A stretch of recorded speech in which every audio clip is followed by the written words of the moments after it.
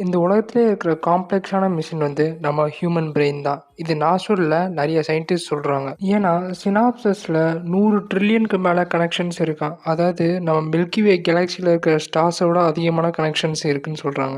இதுவரைக்கும் exact mechanism எப்படி information வந்து பிரெயின்ல ஸ்டோர் ஆகுதுன்னு வந்து ஒரு மிகப்பெரிய மிஸ்ட்ரி தான். இப்பயும் நீங்க நம்பலைன்னா, நான் கேட்குற கேள்விய போய் நீங்க கூகுள்ல கேட்டு பாருங்க. எங்க சிங்கிள் மெமரி ஸ்டோர் ஆயிருக்கு? ஏன் சில பேருக்கு வந்து மெமரி வந்து வேனிஷ் ஆயிருது. சில மெமரீஸ் வந்து த்ரூ அவுட்டா இருக்குது. அப்புறம் ஏன் ஹியூமன்ஸ் வந்து திடீர்னு மெமரிய லூஸ் பண்றாங்கன்னு கேட்டு பாருங்க கூகுள் கிட்ட. இது ஏன் இவ்ளோ காம்ப்ளெக்ஸா இருக்குன்னா, சினாப்சிஸ் வளரும், நியூரோஜெனசிஸ் நடக்கும்.